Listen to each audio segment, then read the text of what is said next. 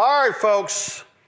It has been quite a busy weekend. And this weekend, I spent a lot of time taking phone calls and on conference calls and text messages and looking at social media. And a lot of folks have been talking about Target, the latest company to announce that they are ending their various DEI initiatives. They joined the likes of Walmart, McDonald's, Lowe's, which actually has a black CEO, Toyota, as I said, McDonald's, and other companies that have made these decisions. But you've had companies that have stood with their DEI initiatives, and in the face of these conservatives like Robbie Starbuck trying to push them to get rid of them. JP Morgan Chase, Delta Airlines, United Airlines, American Airlines, Costco, Apple. So these are the various companies. Amazon has also said they will be pulling back some of their various initiatives. Now, while all of this is happening, African Americans have been responding by saying, what the hell? What's going on? Then, of course, on the federal level, you've got Donald Trump, who is ordering all the federal agencies to get rid of DEI. And so they have made this the linchpin of their week one strategy, and you've seen this happen. You had folks, the Air Force, who decided to pull the teaching the Tuskegee Airmen, and so the conservatives, in their effort to say, oh no, that's not what we meant, so they said, oh no, let's bring that back as if we're going to give you some credit for that. So as a result, this organization called Strike for All, they announced that a boycott of Target beginning February 1st. And so you've seen the social media posts they have been loading, talking about boycott Target. And as a result, people have been saying, that's right, that's the move, that's the way to go, that's what we need to do. This year, when it comes up, this is, one of the posts on social media that they posted, and it says, only by minority owned.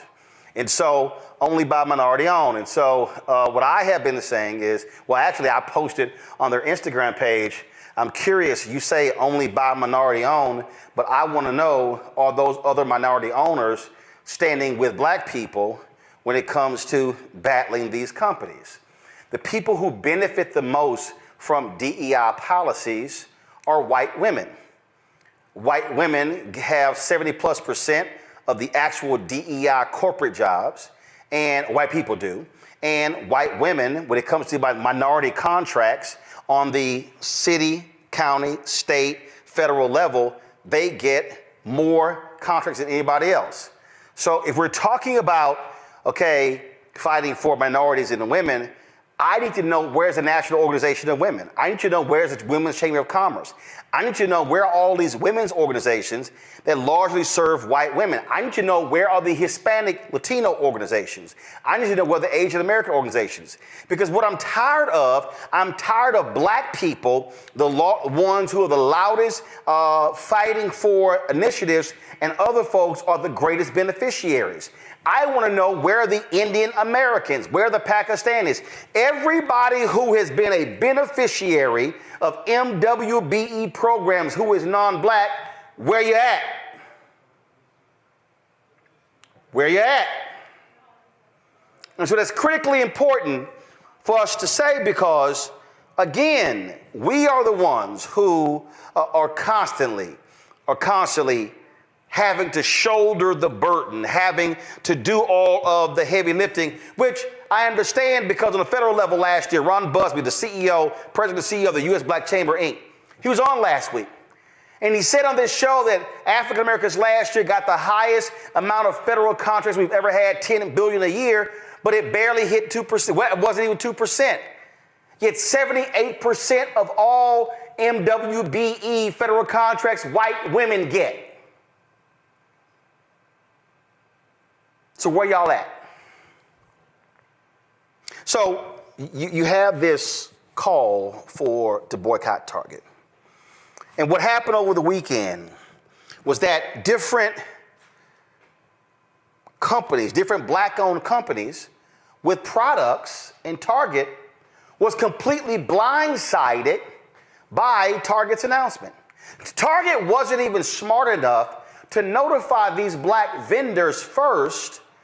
And what ended up happening was, show the list, here's some of the black brands right here. What ended up happening was these brands got hit with all sorts of questions from the public, and they were like, yo, what the hell? They were blindsided by Target's decision. In fact, Target has made no effort to reach out to black-owned media and others to explain how they're going to continue their programs. What are they going to do to continue to invest in black-owned brands, to put their products on the shelves? And if you if you actually go to Target's website, you'll actually see they're black. You see, they got their Experience Black History Month page up. And then if you go down here, their Buy Black button, and then you see down here, shop all black-owned or founded brands. And when you click that, you will see there, for the results are 1,073.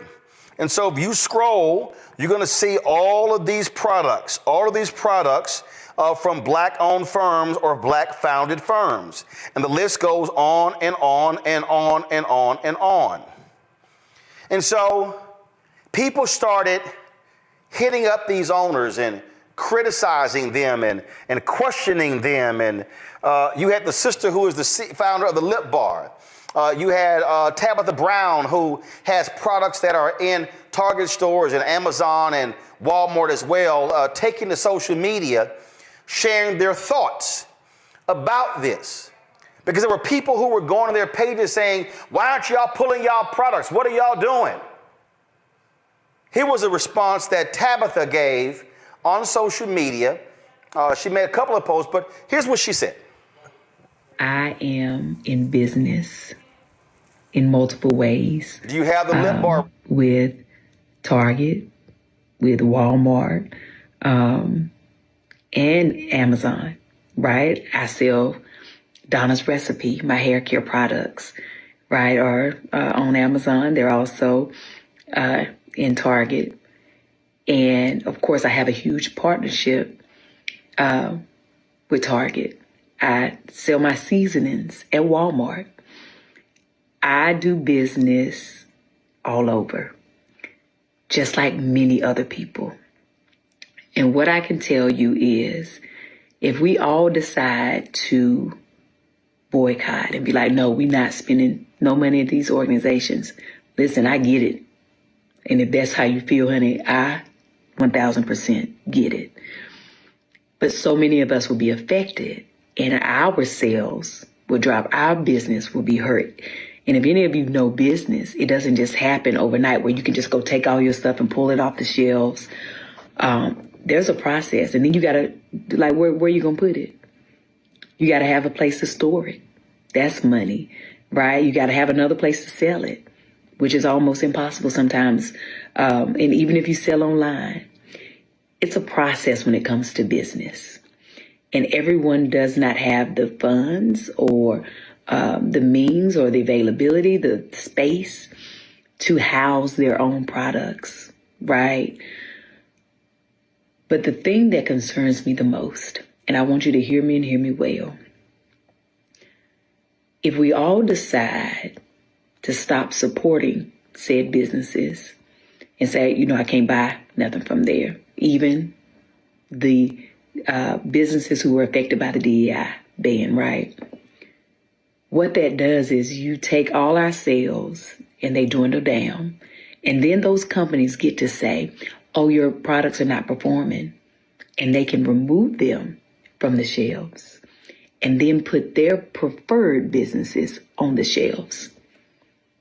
And then what happens to all the businesses who've worked so hard to get where they are? Then what happens, right? Now, I know that something that could solve it is ownership of these big corporations, right? It's a long way to go there. There are amazing companies like the Village Market in Atlanta, right, who support small businesses, and you can go in there and there's some amazing things that you can buy. But it's one store and it's very small. We're talking about mass market. You can't build that overnight. She said, we're talking about mass market. You can't build that overnight.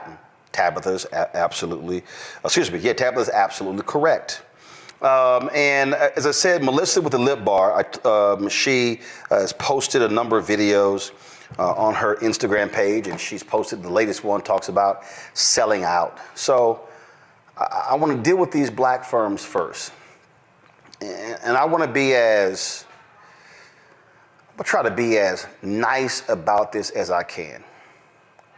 If you are on social media and you are calling black-owned companies with products on Target shelves, and you're calling them sellouts and Uncle Toms, and you're questioning why they are not pulling their products, you should shut the hell up. And the reason you should shut the hell up, because you don't know a damn thing about business. Folks, I need y'all to understand something. There are contracts. If they make various decisions, they could be in breach of contract, which means they get sued. They can incur legal expenses. Well, people also don't understand, especially people who have never been in business, who don't know what an EIN is, who have no idea what I'm talking about. What you don't realize is that when you own a business and you begin to place your products, they might start it in 10, 20 stores. But they might come back and say, we're not going to place your products in 2, 3, 4, 500 stores. You now have to go out and get capital to be able to acquire that inventory that's needed to sell in those stores. So now all of a sudden, here you are, a small owned business, and you might have, let's just say this book here, or my book White Fear. I might have a print run of 5,000 copies. But then when Target says we want to carry you in 500 stores, I now have to print 25,000 or 50,000 copies. Well, they're not giving that to me on consignment. I got to pay that printing company for the 50,000 copies of that book to be able to ship to Target. And so then I'm shipping the product from the printing company to Target, and I'm not actually putting it in my own warehouse. So if some folks say, well, you need to take your product off the shelves, as Tabitha said, where in the hell am I all of a sudden going to place 50,000 copies of a book? Or where am I going to place pots and pans and seasoning or hair care products? That's the thing I think a lot of us need to shut up and not realize you know nothing about business. So stop making a demand of somebody when you do not understand their business circumstances, because there are people who literally have put their life savings into their companies, and they are now having to navigate this whole deal. And some folks may have taken out second mortgages. And so you're talking about literal bankruptcy, losing it all if they make a rash decision. So that's important for us to state, because I've just heard too much ridiculous stuff about what a black business owner should do with their products if folk are talking about an economic boycott. So let me now move on to the next thing. Anybody who has watched this show, you have heard me often refer to Dr. King's sermon, April 3rd, 1968, at Mason Temple in Memphis. You've heard me talk about economic withdrawal. You've heard me talk about when MLK said in that sermon how we are collectively or individually poor, but collectively wealthy, and how we need to be operating as a collective when it comes to trying to change the economics of our situation. You've heard me quote him in that sermon when he says, we don't have to throw one Molotov cocktail. We don't have to yell and curse anybody out. He said, what we must do is practice economic withdrawal.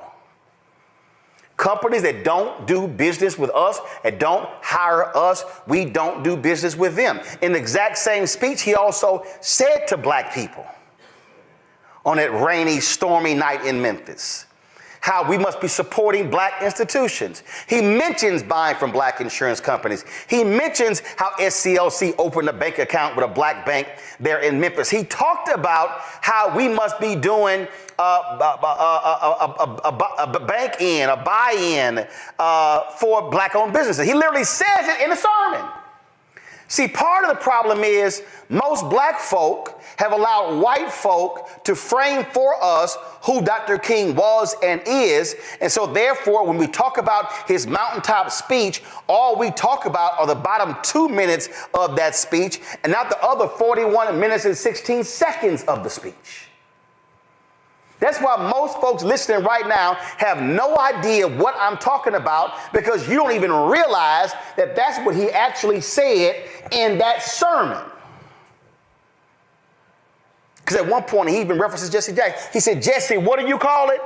Economic. He said, redistribute the pain. He said, so far, the black sanitation workers, they're the ones who have been enduring the pain. Now, if we do an economic withdrawal, we must now redistribute the pain. For all y'all who keep acting like Dr. King wasn't a radical, go listen and read that speech.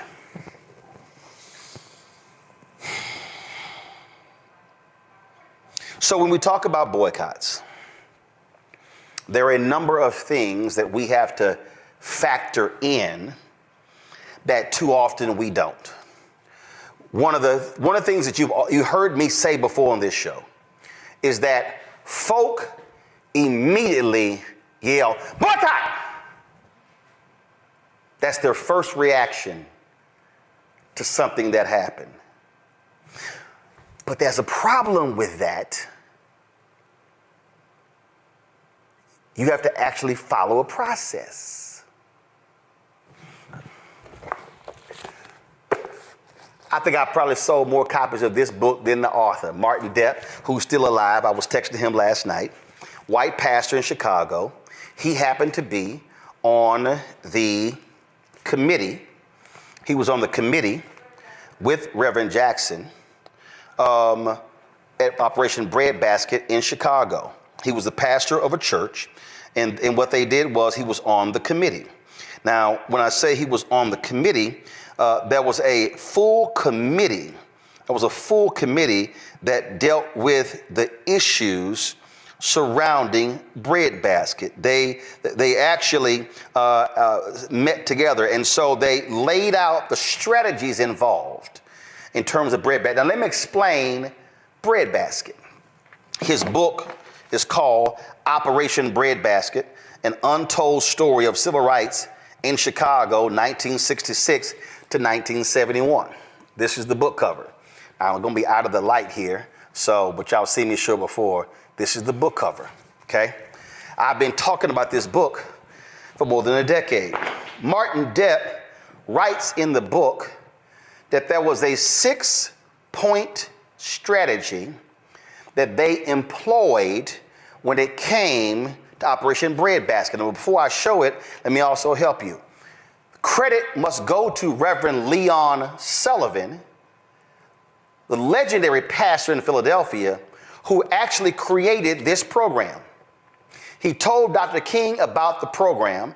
Dr. King invited Reverend Sullivan to come to Atlanta to present to the Southern Christian Leadership Conference Board of Directors. He did so. They agreed to adopt the program. They renamed it Operation Breadbasket. He put Reverend Jackson in charge of it in Chicago. Now y'all have the history. So Operation Breadbasket had a 6-point strategy. Pull those up. These are the 6 strategies. Number 1 was information gathering. Number 2 was committee evaluation. Number 3 was negotiation and education. Number 4 was economic withdrawal. Number 4, y'all. Number 5 was agreement and covenant.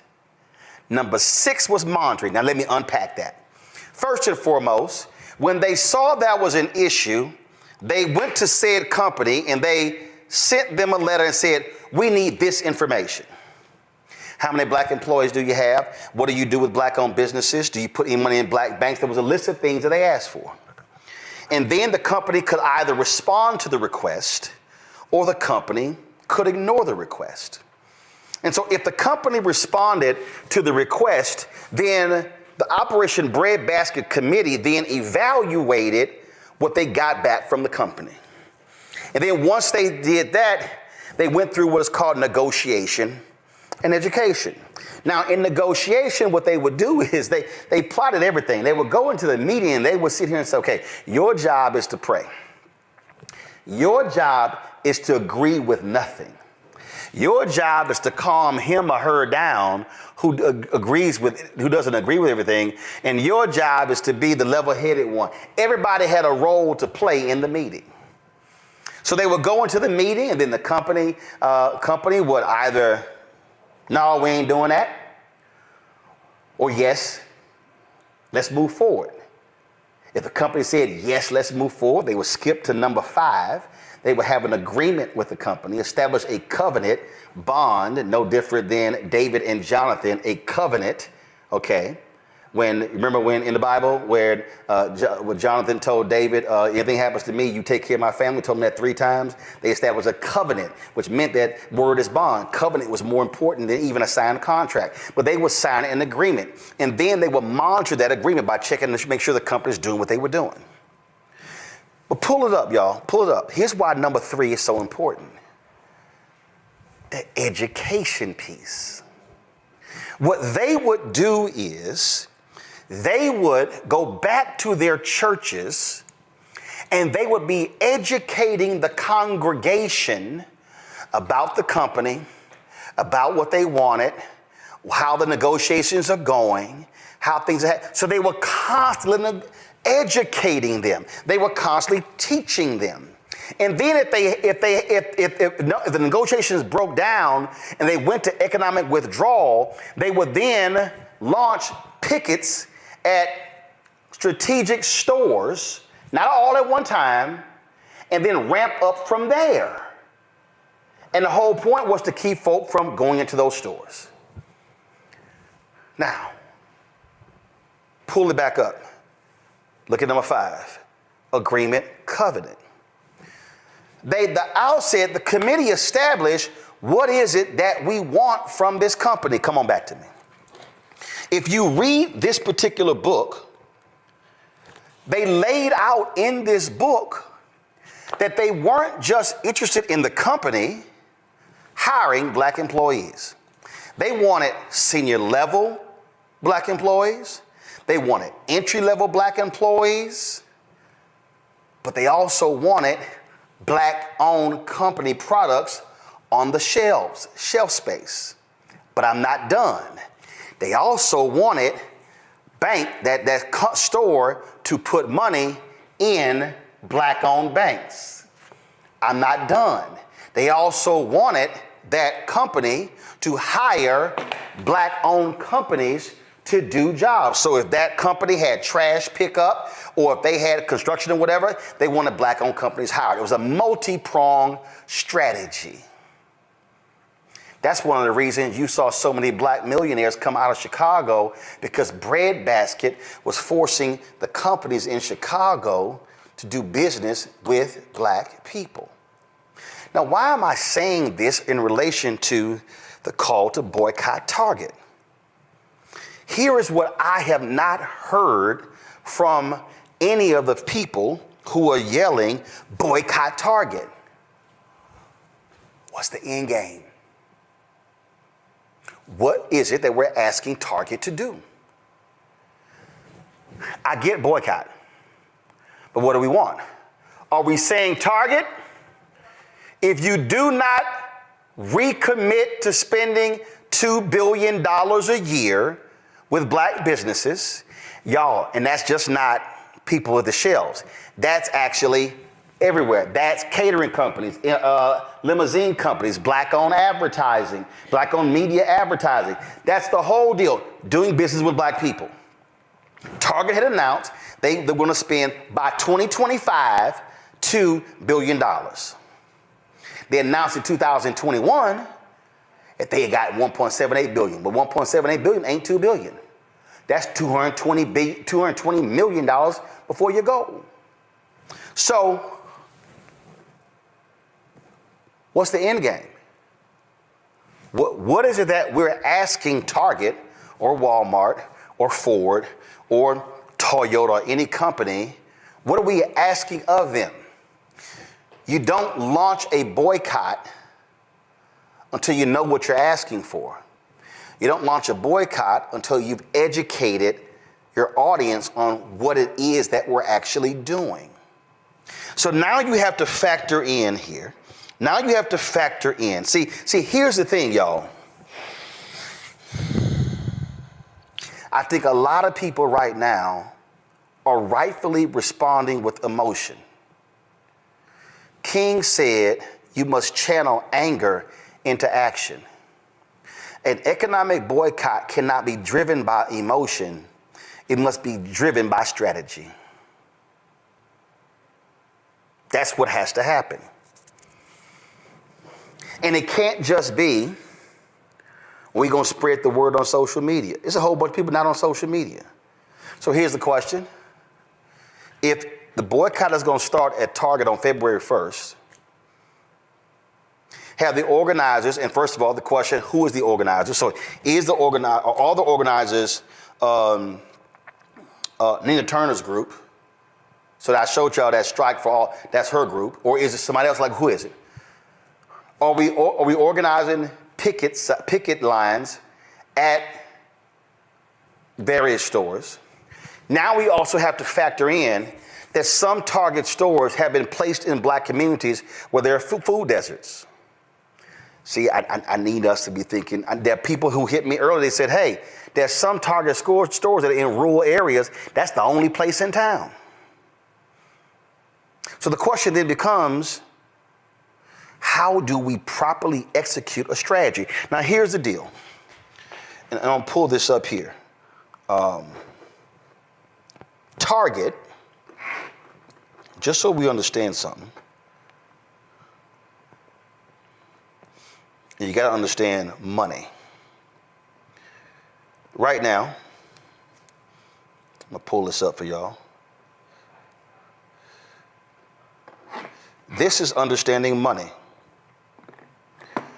Target's stock price today closed at $142.50. Target's stock price was up 3.34% today. Come back. There's another figure that is important that you need to understand when you talk about corporations. That's the stock price. But then you have something called what is the market cap. This is Target's market cap, $65.3 billion. So Target's stock price is $142.50 as of today, and Target's stock price is $65.3 billion. It's market cap. So if you're talking about an economic boycott specifically of Target, what is your goal? Micro and macro. So just so you understand, when we talk about Target, I'm going to give you some numbers to put this thing in perspective because people don't get it. And I was communicating with several people. I was communicating with accountants. People were sending me data I'm trying to find. And people were emailing me. They were texting me. They were sending me. And one person ran some numbers, but utilizing AI.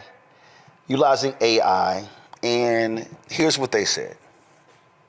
2022, Target did $109 billion in revenue. The black spending power was total $1.6 trillion.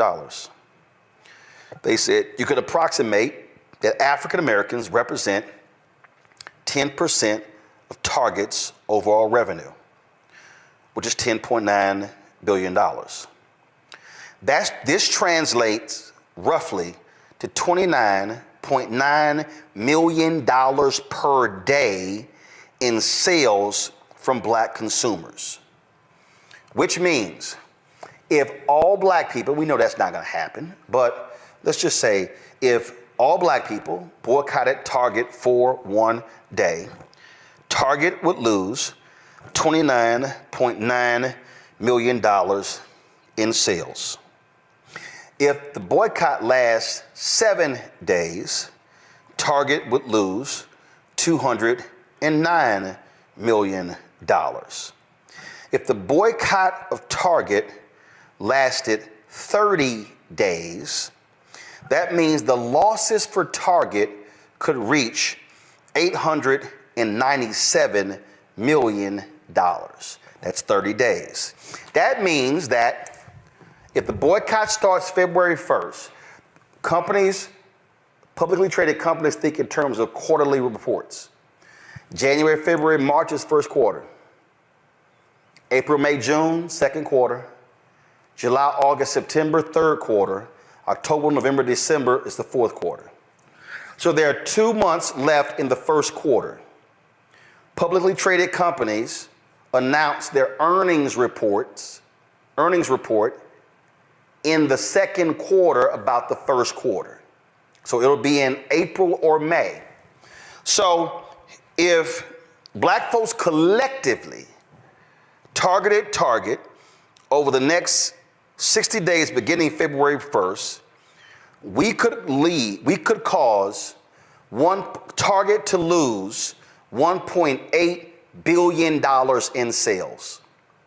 That means that stock price of Target, it's going to drop. That market cap, it's going to drop. How many of y'all remember when Snapchat changed their design? Do y'all remember that? Y'all remember when Snapchat did that? Well, a lot of folk forgot how influencers can change the game. Well, I never forgot that. Go to my iPad. Rihanna went on social media and she ripped the changes made to Snapchat, which caused Snapchat to lose $800 million in its stock price.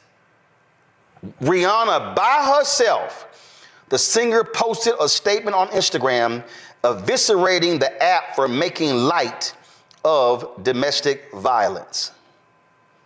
Y'all, the value of Snapchat went down by $800 million after Rihanna did that. So what then happens? If black folks have a sustained boycott of Target that's ramped up, we could potentially cause Target to lose $500 million to almost $2 billion. And let me tell y'all something. If a company does $10 billion a year in revenue and they lose $1.8 billion, I can guarantee you there will be changes. Ain't no company trying to lose that. Now here's what's crazy. The reason these companies are ending their DEI strategies because white conservatives have been threatening them with economic boycotts. Robbie Starbuck, go on social media. He's been I'm gonna expose these companies for their woke policies, and these companies are freaking out. Target is freaking out because when the evangelicals, when the hard right-wing conservatives went after them for their LGBTQ displays, guess what that did? That caused Target's stock price to go down. It caused their market cap to go down. So Target is sitting here saying, we're going to cave to these anti-DEI folks because y'all ain't gonna do nothing. Y'all ain't gonna do nothing. So now what's happening is now we're left with a situation. There are more than 1,000 products on Target's shelves that are from black-owned or black-founded companies. So do we leave them hanging? There are some people who are suggesting that what we do is we do a buy-in at Target only of black-owned products. That if you go to Target, you only buy black-owned products.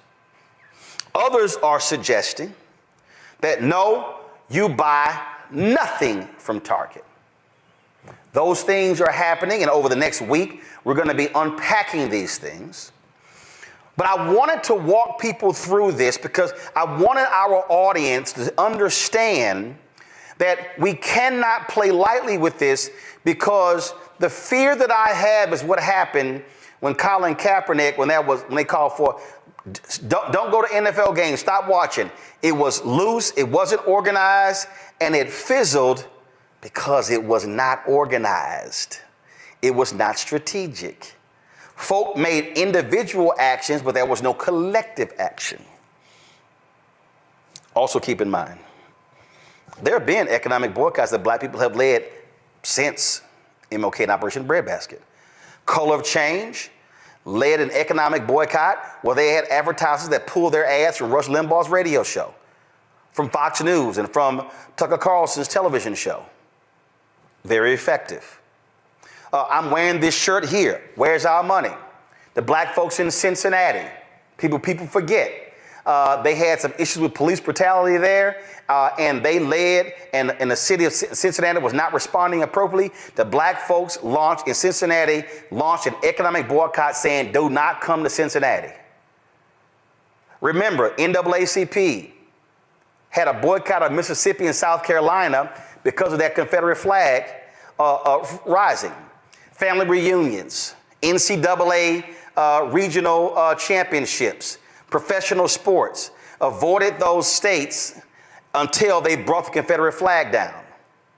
Those things were done because of collective action.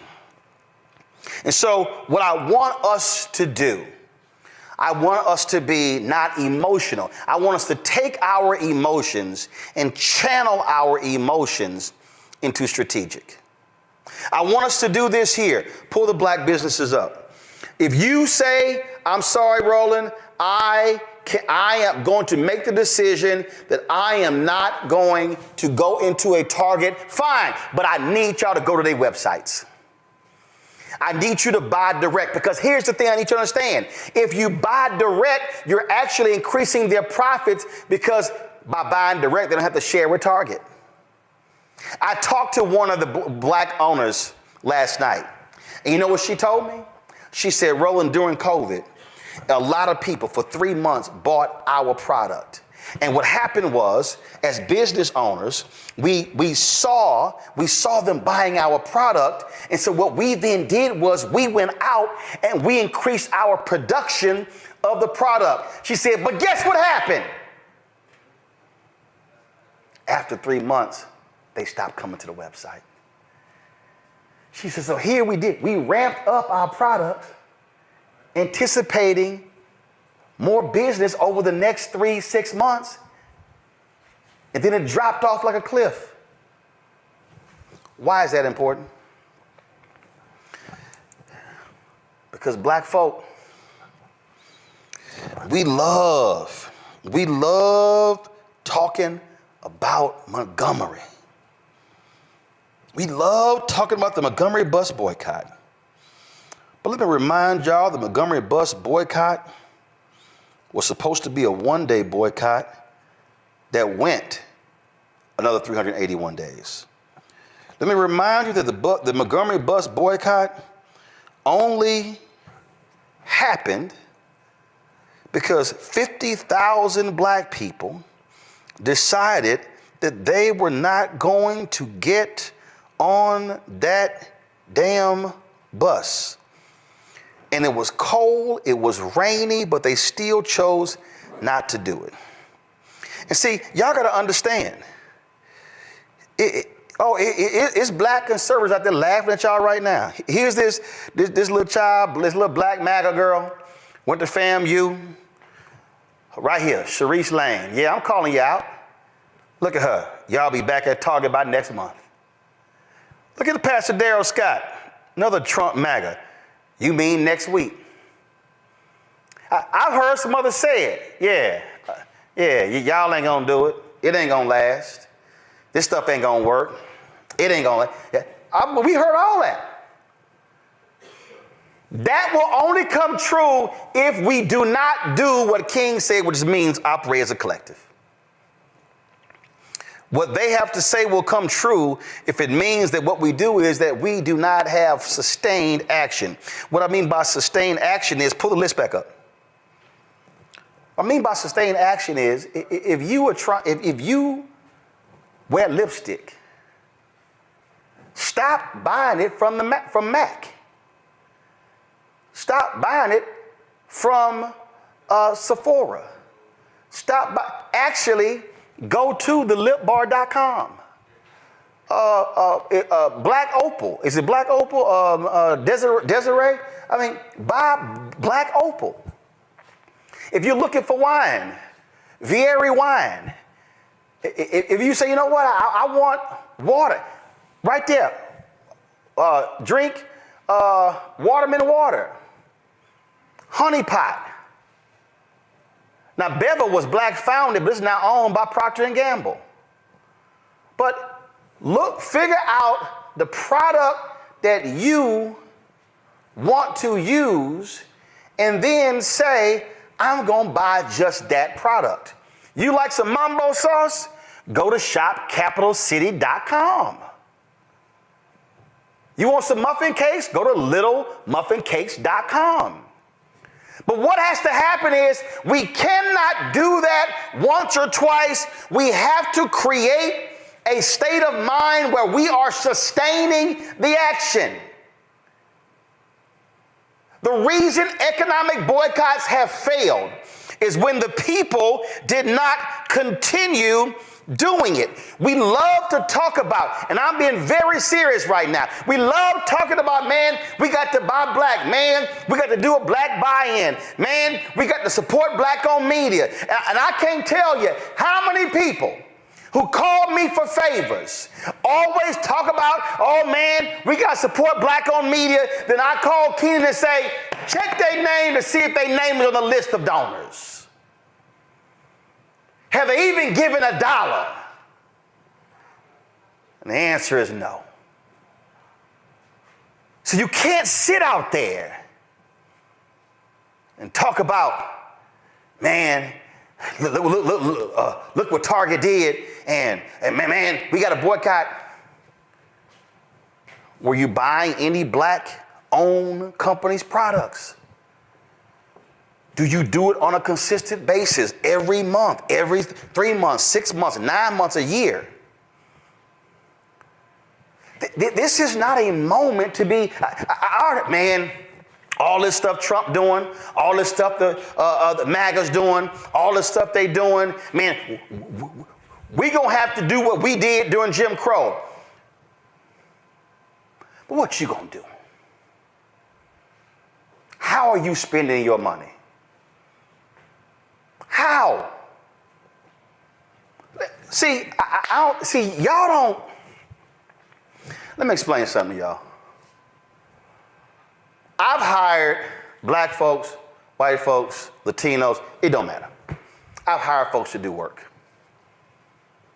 But I'm intentional when I'm talking about how do we expand the pie. See, I don't need an official DEI program. Because when you do the right thing, you do the right thing. And when you have people who understand how you operate, that's what you do. I'm just going to tell y'all this here. When we started this show, we had a handful of people. And when it came to our audio, we had 4 technicians, all of them white. And I was like, yo, we got to get some black people. Now, why was I saying that? I wasn't saying that solely for my show. Because I know what happens in Washington, D.C., how when crews are hired, how there are very few African Americans. And it was like, we got to get some other folk in the pipeline to create opportunities. Steve, to his credit, when the other Steve left, Steve took over, Steve said, I'm training some additional folk, including African Americans. I didn't tell him to do it, but he understood how we do this here, what the need was. It's called creating space, creating opportunities. So now when people are looking for audio technicians, we've created a place for people to learn how to do it, and now they can get opportunities. Same thing with being videographers. Same thing with being caterers. Same thing with being event planners. Same thing with being lighting company owners. I'm going on and on and on. The reason DEI programs even exist because corporations were not doing the job in the first place. DEI today is nothing but the mama and daddy of DEI is the Chief Global Diversity Officer. The mama and daddy of the Chief Global Diversity Officer is the Vice President for Community Affairs. That's what they were called in the 70s and 80s. And then it became Chief Diversity Officer, then Global Diversity Officer, then it morphed into DEI. That's what this thing is all about. And see, I am not interested in DEI programs returning where 75% of the people with DEI jobs are, frankly, white women. What I care about, are we going to lose supplier diversity programs, business diversity initiatives that create economic opportunities for black-owned companies to be able to participate in this multi-trillion-dollar economy? So if we're going to be sitting here talking about DEI and we're angry with what Walmart has done and Target and Toyota and Lowe's, what are we wanting to be done? Because there's going to be opportunity. And here's my last point before I go to my panel. You got to ask yourself this here. How did these companies over here, JP Morgan, Apple, Delta, American Airlines, United, Costco, and a couple of, how did these companies say we standing with DEI, but these didn't? I talked to a corporate leader today, and longtime black corporate leader. He said, you know what? He said, Roland, it's the lawyers. It's the lawyers in the room. He said, here's the reality. Quotas have been illegal. See, the Robbie Starbucks and these white conservatives, oh, no. Goals, that's just another phrase for a quota. No, it's not. Every company sets goals. There's not a company in America that does not set goals. There's not a company in America that does not say the kind of growth they want to see in their company year over year. And you know what they do? They set a percentage. It's the same thing. So we cannot allow these corporate lawyers to get skittish and scared and cause them to stand up. But it also requires board of directors to show some guts. Pull up Target's board of directors. The reason Target has rolled back their DI initiatives is because of these people right here. These people right here. Brian Cornell, David Abney, Douglas Baker, George Barrett, Gil Boudreaux, Robert Edwards, Switch, is that it? Donald Krause, Christine Leahy, Monica Lozano, Grace Puma, Derica Rice, Dimitri Stockton, is that it? This is a management team. Katie Boylan, Brett Craig, Kiera Fernandez, who I called today, hard as hell to reach her, couldn't reach her. Michael Fidelki, Rick Gomez, Christina Hennington, is that it? Melissa Creamer, Jim Lee, Gretchen McCarthy, Lisa Rose, Jill Sando, Mark Schindel, keep going. Kara Sylvester, Amy Tu, Pratt Vimena, Matt Zabel. I just showed you the board of directors and the management team. They are the ones who decided to roll back DEI. They need to answer why. How is it you, Target? How is it you, Walmart?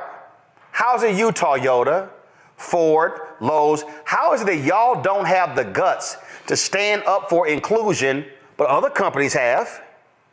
What's the difference?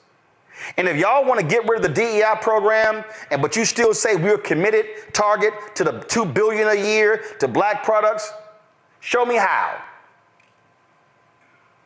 Folks, what we have to prepare for, and I've been warned, I've been screaming this for years. I've been saying this to civil rights leaders. Stop playing around. This thing is coming. I said in the aftermath of George Floyd's death, that this third reconstruction needs to last at least 20 years. Do not pull your foot off of folks' neck. But I'm going to tell y'all right now, our civil rights organizations, they did because they got too many corporate checks.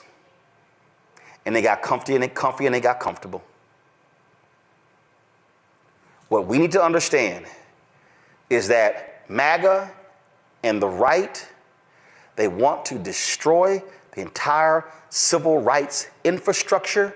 And if you destroy the civil rights infrastructure, you destroy the economic infrastructure that black people have been able to build. It is not perfect. It's not where it needs to be. It's not even close to that. But I would rather have what has been constructed than not to have it.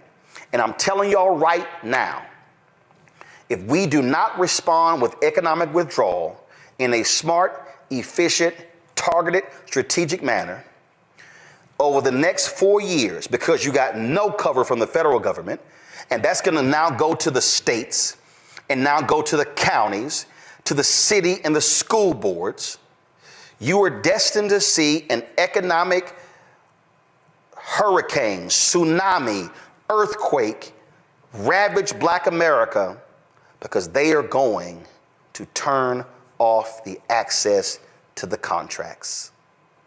And when they don't carry our products, you can't buy them, and those businesses can't grow and can't scale. And if our black-owned businesses can't grow and can't scale, we can't hire more people. If we can't grow and scale, we can't give our contributions to HBCUs and to churches and to black youth groups and other organizations. And then all of a sudden, if we can't grow and scale, we can't hire people. Those people now can't take care of their families, can't buy homes, can't pay for college tuition. I need everybody watching and listening to me to understand that what we are facing is literally the economic destruction of black America. That is not fear-mongering. That is not me trying to scare you. It is me stating an undeniable fact. And my man John Hope Bryan said the reason he loves math, because he said math doesn't lie. If you begin to freeze us out of the path to economic prosperity through jobs and contracts, there is no place to go. Julian, I want to start with you. You're an economist.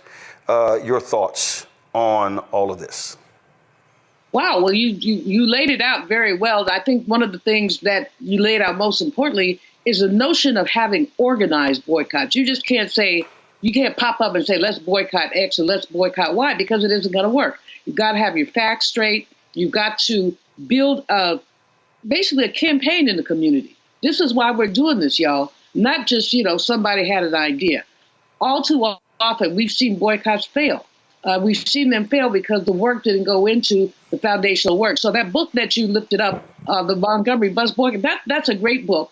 And I would advise people to check it out, mainly because it does do those 6 points. And you really are talking about not engaging, I'm going to boycott, but really looking at why you're boycotting. The other thing right now that I think is interesting is the notion of companies that have merged, and so you have this interlocking thing. You say, I'm going to boycott Coca-Cola, but you go over and drink Dasani water.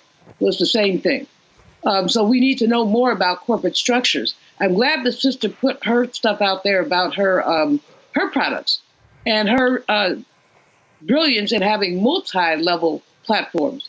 But even with those, if we don't get the access that we need, for contracts, for employment, for other things, we're going to be basically in a rough spot. And as you said, there are all these people who keep saying, they didn't think Trump was going to be that bad. Well, you found out, didn't you? And this is just week one. And nobody is I'm glad you showed the board of Target. You saw the 2 black people and a couple people of color. But, everybody brown ain't down. And all of them are not necessarily affected by withdrawals from DEI. So what we have is a situation where we're living in an era of anti-blackness. The fact that the Department of Defense would even dare attempt to stomp on the legacy of the Tuskegee Airmen speaks to the rent, and then they reverse themselves, of course. But what they're doing is speaking to the rampant disregard for black people in this country. Rampant disregard for black people. And so we have to be prepared. And you have been talking about this for a long time, Roland, as many other people have. John Hope Bryan is great on this issue. There are others who have talked about what we need to do with we have $1 trillion plus economy, black economy. We can be very strategic and we can have people experience pain if we're willing to work in concert. The problem, as you said, the problem is that we don't work in concert as often as we should. I mean, we basically, there not to be that much separation between us in terms of strategy. But you've got this group going over this way, this group going over that way, this one not speaking to that one. That's not an effective way to construct a good economic boycott. We have, years ago, there's a brother down in New Orleans, I forgot his name, he owned a bank, Liberty Bank. And he said, we have everything we need in our community if we just talk to each other. Reverend Willie Barrow used to say, we're not so much divided as we are disconnected. Tell y'all, this is a time to get connected, because what's going on is if you don't get connected, what you're going to end up with is a decimated community. They've done it before. Economic envy is a powerful thing, Roland. They don't want to see us succeed. They want to re-enslave us. So you get rid of many of our historical markers. You get rid of the Department of Education. Why is that connected to the economy? Because then you have a bunch of ignorant people, they haven't been educated, who work for anything. They'll think the minimum wage is a good wage. And so decimating the Department of Education essentially lowers wages implicitly. And that means it weakens communities implicitly. We will need to have to find out what we can do together, and we have to do it together. I'm so happy that you talked about the Montgomery boycott, because it was organized. People met. They had a committee. It wasn't like somebody popped up and said, oh, we go boycott the bus. It was a lot more than that. And we really got to look at what else can we do to ensure the strength of our communities, because trust and believe these folks are, yes, out to get us. Yes, out to get us. Yep. Yes, to get us. Joe.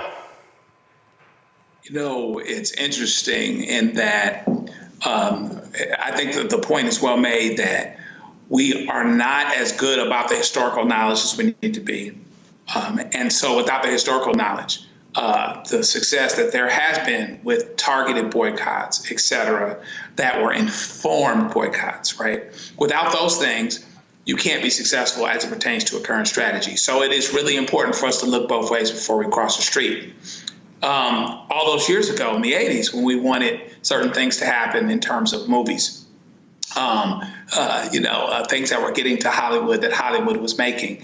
Back then, I don't know where we are now, but back then black people bought a third of movie tickets. And this is aside from the bootlegs. Now, let's keep it real. So whatever we wanted to happen in Hollywood could have happened if we came together on that. So we have to be very, very strategic, and we have to be wise about what we're doing, why we're doing it, what the end game actually is. The other thing you have to remember, and this is why I think the urgency that you underscore is really important for us to understand and to really get. these companies running away from DEI, and I agree with the whole idea that the DEI thing as a goal in and of itself is a little bit of a misnomer because of who benefits from it, right? But the thing to understand is that these companies are doing something that they're not even legally required to do right now. The Supreme Court hasn't gotten to the point where they've undone DEI programs in corporate America. You know, they're talking about colleges, et cetera, but that's been going on for a while. You can go back to the Bakke case. You can go back and talk about affirmative action for a long time. They are running for the hills, and they don't even have a legal requirement yet to do it. And so that's where our urgency comes from. And without strategy, as it pertains to all of these things, and they all connect, whether you're talking about how you deal with voter suppression, how you deal with economic disempowerment, and how you make your dollars count and work. You know, my mom doesn't do Amazon because she's older. She'll have me do it, or she'll go to Walmart or Target herself, which means that with a lot of our consumers, social media is not going to do it. So you got to be able to be strategic about what we do, why we do it, and what the end game is, because the things that are happening right now are not even legally required to be happening as it pertains to what these corporations are doing. They're not even required yet, but they're scared of something. So let's get to a point where they're just as scared of an economic impact on this end, and then maybe we can start making some progress. I'm a Congo. Well, the question is, why are they saying this, right? Because you have the organizations, you know, the Walmarts and the like, and those ownerships who are committed to Trump. But I'm thinking about like a Target, and I'm thinking they didn't even have to announce anything. Kind of going off Joe's point, right? Like they didn't even have to say anything at this particular point. So I don't even know if it's about a scare thing or if these organizations are emboldened to do what they didn't feel like to do what they've wanted to do all along. Dr. King talked about people believe in Black liberation on an installment plan, talked about Reconstruction ending, talked about the civil rights movement, where people say, like, we've given you enough rights and now we're stopping. You talked about coming out of the George Floyd murder, we needed to have a Reconstruction lasting another 20 years or so, and now we see that as closer to like 3, like 2.5 and the like, because of diversity fatigue. This is what we're seeing in these organizations. And so since Trump is emboldened to say stop all DEI, many of them are feeling emboldened to say the same thing. The way that we can be so successful is going back to one of your first points you said, Roland. What other organizations, what other groups of people, non-Black groups, are going to be down with this? Because the fact of the matter is that when you look at it, there are more of us collectively, numbers-wise, than there are MAGA people. You know, MAGA folks can't keep Target running and Toyota running and all of these other organizations and corporations, but collectively we all can. But I feel like these companies are emboldened enough to say that folks are not going to come together. They are not going to stand strong as it relates to demanding DEI. And so we can basically run rampant and do whatever we want. And it is up to us to prove them wrong. When you went on Instagram earlier today and said you were going to be doing this tonight, I put it on my story. I'm like, folks got to tune into this, because so many people were just waiting for a plan. When I saw some organizations say we're going to take 90 days and come back with a plan, I'm like, why wasn't there already a plan in place given what Trump was already running on and what's been happening? Yep. So I respect you, Roland, for giving us a plan and a blueprint of where we should be going. And it doesn't take us that long to have to do it. So folks out there need to be listening to Roland right now, because not only is the institutional knowledge there, but the resources and the connection to Dr. Malvoz and all of us are there who can help us in this particular time. So thank you, Roland. Folks, this stuff is real. If you want to understand, and this is, y'all, education is so important, get Martin Depp's book. And I'm telling you, I know I've sold more copies of this man's book than he has. You can see how my book is worn. And the reason this is important because he literally details with the minutia, the actual forms, the data on how they target companies. And one of the things that he said in the book was that the greatest mistake that they made after they had those covenants, they didn't have enough people to monitor them. So what happened is they ended up making deals, but they didn't follow through to make sure they actually got it done. The book is called Operation Breadbasket, an untold story of civil rights in Chicago, 1966 to 1971, by Martin Depp. And that is so important to get that book, because the mistake that I think that we continue to make and see is that people love to comment on speeches and events and things along those lines. And what they don't do is they don't take the time to go in depth and to understand the strategy. They don't take the time to say, okay, how was this constructed? How was this done? How did they do it?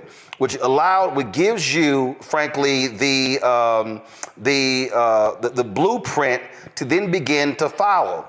How did Color of Change do this? How did they get these advertisers to stop advertising on Rush Limbaugh's show? How did he get it? How did they get it done to stop? See, this is what has to happen. We've got to be operating in a constant state of information and education, and that, for me, I think is just our biggest struggle, is that we aren't doing that. And so I want us to do that. I want us to look at the data. I want us to look at how do we do this. I want us to look at how they achieve these things, because it's there. And look, I'm going to tell you, but the onus also has to be on people who are watching. I spent a lot of time trying to educate our people on what was happening in the advertising business, and how black-owned media was getting screwed out of the money, and how black-owned media was not able to get the dollars. I mean, look, I laid these things out. And you know what? If I commented on something else that really wasn't that big of a deal, oh, trust me, I would see the likes and everything. But when I was talking about the money, folk were not listening. I reached out because for me, I'm always looking at the strategy. This is a photo of me and Martin Depp at Rainbow Push when they announced Freddie Haynes. We were going to try to get him on the show. He said, "Listen, I'll move that fast." So I hit him last night. I want to get him on the show today. So Carol's going to try to work, because I think it's important us to hear from the people. Tomorrow. Well, I forgot, one of y'all mentioned Montgomery Bus Boycott. I'm going to bring in my book of the sister who folks don't give any credit, because I want to explain to people the strategy of the Montgomery Bus Boycott.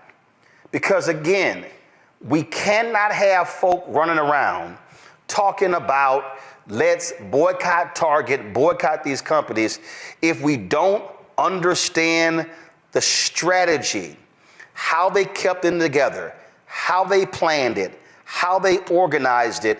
All of that gives us, again, something to learn from today to move forward. And so that's what we're going to be doing all week. And so we're going to reach out to the folks with the strike organization, because I want to ask some questions I want to ask of them. I was talking to a pastor today, and they are organizing something different, where it's going to be, they're not calling it a boycott of Target, but they're calling it something else. So there are multiple things that are happening. But I do believe this. What Dr. King said, I agree with him 100%, when he said we must utilize economic withdrawal when it comes to these companies. And I want all of you who are listening to me to actually take the time, and I want you to go listen to that particular speech. I want you to listen to what he had to say. I want you to read the speech so you can actually hear when he laid this whole thing out. Because I'm telling you, every time I talk about this here, people think I'm crazy, and they go, "Man, I never heard any of that." And so what we'll do tomorrow is we're going to play that part where he talked about economic withdrawal, and we're going to play the part where Dr. King talked about how we need to have collective action, how we must have unity in order to make it happen. And so that's what we're going to do. And so, y'all, this is why we don't waste our time with gossip and Real Housewives and all that kind of stuff, because there's enough of that mess out there in Black America. This is real. We're talking about billions and billions of dollars. Let me say it again, y'all. The federal government spent last year more than $600 billion on contract and services. Just the federal government. Black people got 10 billion of the 600 billion.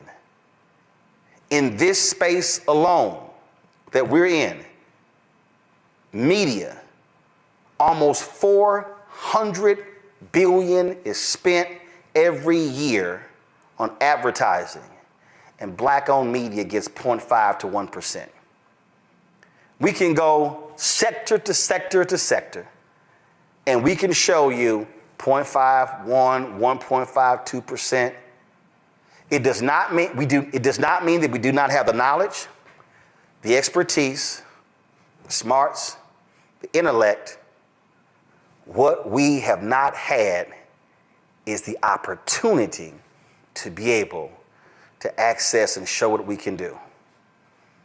And in America, if you want to understand America in a nutshell, only in America can you go from an esteemed, retired, 4-star general who was the Secretary of Defense to a Fox News host who's a white guy. That's America. And that's what we up against. Where they call the black guy 4 stars, led troops in command, a DEI hire, what they call an accused drunkard, a great choice. That is America. That is America. Joe, Julian Omakongo, I appreciate it. Thank you so very much. Folks, the work that we do is critically important. Your support is critically important for us to continue doing the work that we do. All of this costs money. All of this, the ability for us to travel around the country costs money as well. And so when you donate to this show, you are helping to propel a black-owned media news and information network that, again, nobody else is doing.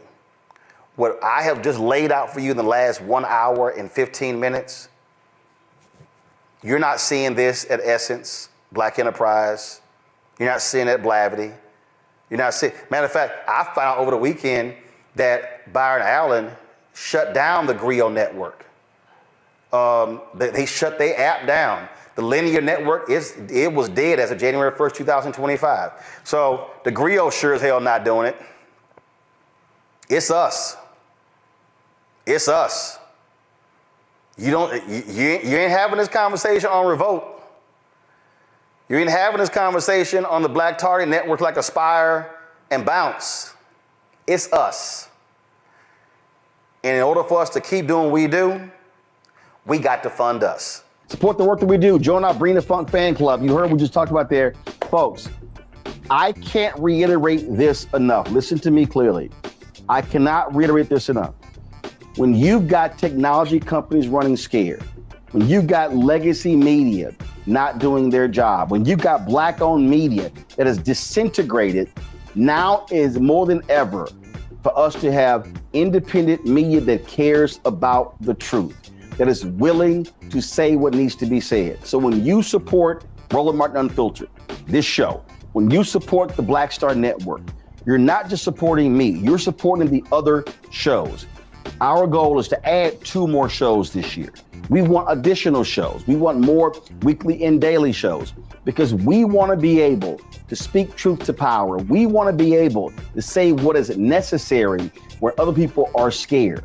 And when you are scared, when you're looking over your shoulder, oh my God, that advertising contract is not going to come in. Well, guess what? A lot of these major ad agencies, they're not even supporting us anyway. You know, in 6 years of doing this show, Group M hasn't done a damn thing with us. Publicis hasn't done anything with us. You've got Horizon, you've got all of these folks, they haven't done jack. And so we are calling it like we see it, and we're speaking truth. And unlike some of these other so-called progressives and people who believe in truth, I'm not running around trying to kiss MAGA ass and kiss Trump's ass. I won't be going to Mar-a-Lago, not for a damn thing. And so this is about us being able to speak truth. So when you support this show and this network with your resources, it is exactly what is happening, because we are trying to build something that is bigger and broader, and actually it has the courage to say what needs to be said, even when it makes other folk uncomfortable. If you want to contribute giving Cash App, use the Stripe QR code. This is it right here. And if you are listening, simply go to blackstarnetwork.com to check it out. Also, if you want to see your checking money order, some of y'all old school, we understand that. See your checking money order to P.O. Box 57196, Washington, D.C., 2003 7-0196. PayPal, R. Martin Unfiltered. Venmo is RM Unfiltered. Zelle, Roland at RolandSMartin.com, Roland at RolandMartinUnfiltered.com. And again, folks, we've got some 4 million social media followers. If only 20,000 of our fans contribute at least $50 each, which comes out to $4.19 a month, 13 cents a day, that's $1 million. It allows us to be able to continue to build, to add these shows and do the work that's required. So your support is needed. So please join our Bring the Funk fan club today if you've not already joined. If you have given to us in the past, please renew your commitment, because it's important that we support Black-owned media, because Black-owned media matters.